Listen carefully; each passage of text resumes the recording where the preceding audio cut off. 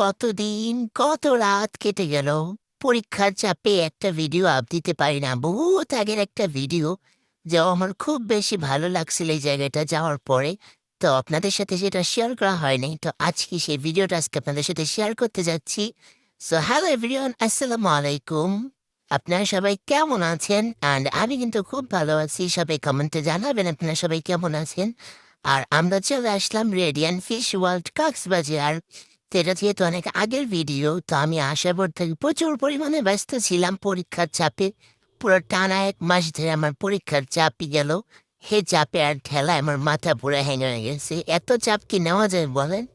তো যাই হোক, এই সময় সবারই একই অবস্থা, আমি একা বললে তার হবে না। তো যাই হোক, আমরা মাছগুলা দেখতেছিলাম, এত বড় বড় এক একটা মাছ। আর এত অচেনা অচেনা চেনা মাছও আছে যদিও, অচেনা মাছ দিয়ে ভর্তি, যাদের নামও জানি না, জীবনে কখনো চোখেও মনে হয় দেখি নেই।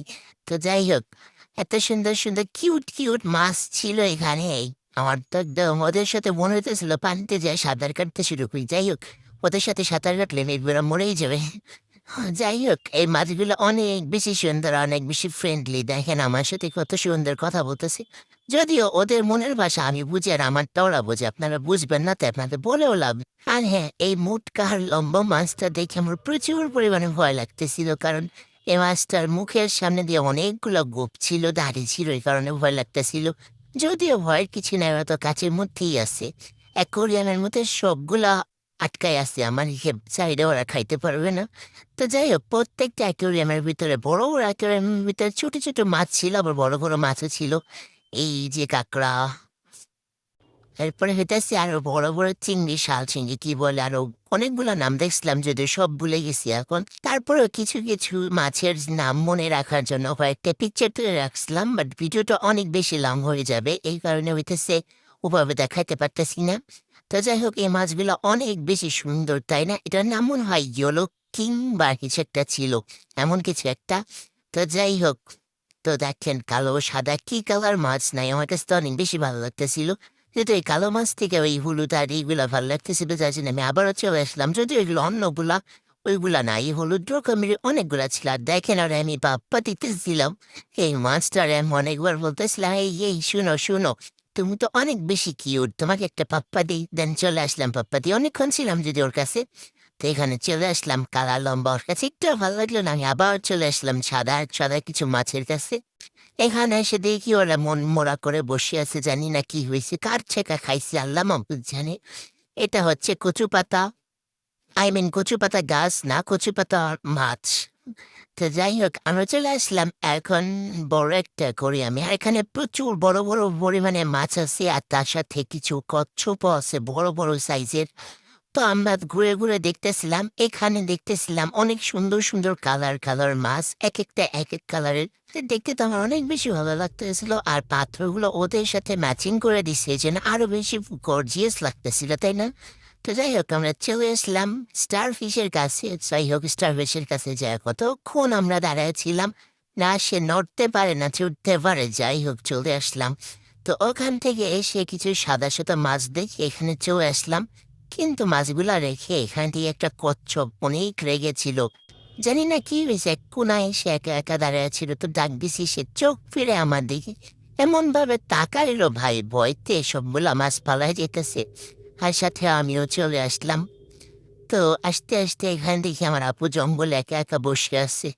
আর এই তো কারেন্ট মাছের ছোট বাচ্চা মনে হয়। তো যাই হোক, আমরা এখানে মিরর দেখে ছবি তুলতে শুরু করছি। আর এখানে কচ্ছপটার কাছে আবারও চলে আসলাম। কিন্তু এই কচ্ছপটা সেটা না, এটা আরেকটা। এই মাছটা দেখার পর থেকে, সিরিয়াসলি ওরা দেখার পর থেকে আমার কেমন জানি লাগতেছে, মানে একদম জঘন্য টাইপের হা করতেছিল কেমন কইরা। আর মাছটা দেখতেও খুবই বাজে টাইপের। তো যাই হোক, আল্লাহর সৃষ্টি সবই। তো রেডিয়ান ফিশ বলতে অনেক বেশি সুন্দর, আর প্রচুর পরিমাণে মাছ এখানে।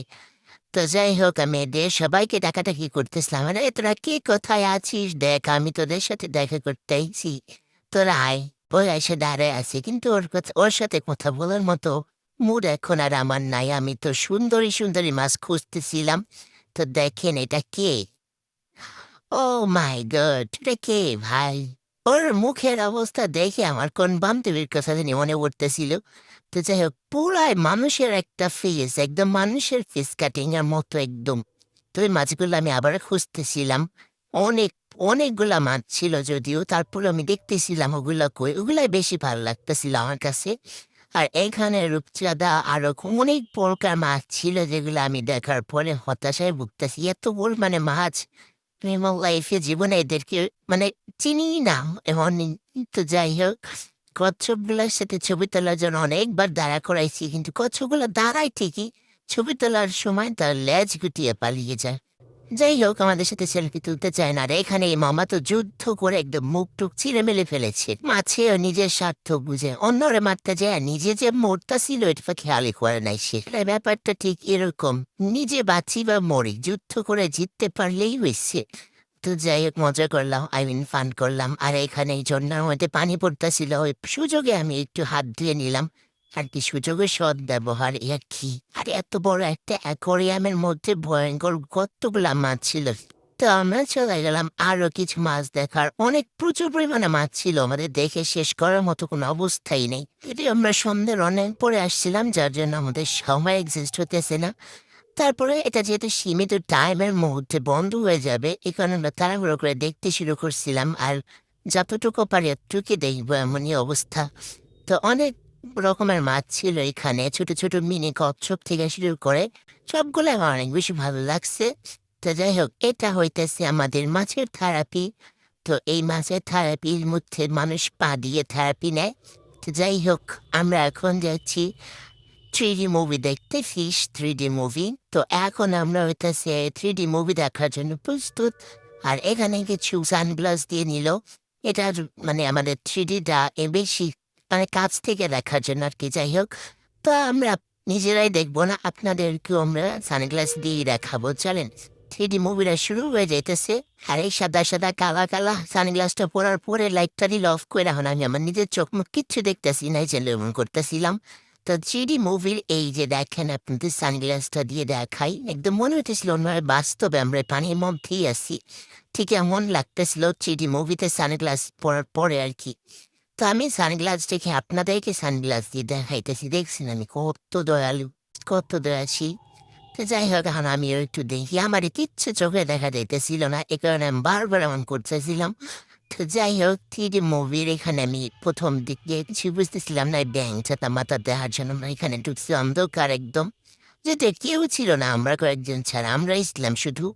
এই জন্য সব দেখতেছিলাম, যদি এই কাহিনীটা পুরোটা অনেক দুঃখজনক। তো পরবর্তীতে আমরা হইতেছে কোনোরকম সবটুকু শেষ না করেই চলে আসছি। বাকি অল্প একটু ছিল হয়তো বা। তো যেহেতু আমাদের সময় কম, তো আমরা চলে আসলাম।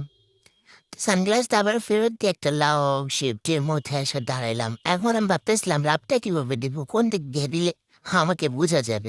এত বড় একটা লাভ শেড বানানো আমার পক্ষে সাধ্যের বাইরে। তো এইসব চিন্তা ভাবনা না করে এখন আমি চলে আসলাম এইখানে সমুদ্রের যতগুলা মাছ, তারপর হতে সামুদ্রিক সামুদ্রিক যতগুলো প্রাণী ছিল সবার হতেছে এখানে পিকচার দেওয়া ছিল, সেগুলো দেখতেছিলাম। আর এখানে আমি জেলি ফিশ, অক্টোপাস এগুলো দেখতেছিলাম, কারণ এগুলো তো আমার অনেক বেশি ভালো লাগে। এখানে যে আমি সব চিনি না, সবগুলা মাছ চিনি না তা না, সবগুলাই চিনি, হয়তো বা কাছ থেকে দেখা হয় না, এই আর কি। তা আমরা হইতেছে উপরে আর একটা শীতে চলে গেল, আর এখানটা অনেক বেশি সুন্দর। উপরে আই থিঙ্ক ডিজার্ট টাইপের কিছু হবে আর বাচ্চাদের খেলা টেলার জন্য। তা আমরা উপরে এসে দেখতেছিলাম কি কি আছে, যেহেতু এটা মাছের জন্য, সামুদ্রিক প্রাণীদের জন্য। তো এখানে মাছের কতগুলো জুতাও ছিল, যেগুলো আমি ঝুমাকে দিয়ে ট্রাই করতেছিলাম কেমন লাগে খাইতে, আর এর সাথে মাছের টেস্টটা ওরে দিয়ে ট্রাই করতেছিলাম। তো যাই হোক অনেকক্ষণ ফান করলাম, অনেক ঘুরলাম ফিরলাম। তো এখন আমরা বাসার দিকে চলে যাচ্ছি, যদিও ভিডিওটা অনেক বড় হয়ে গেল। তো সবাই ভালো থাকবেন, আল্লাহ হাফেজ সবাইকে।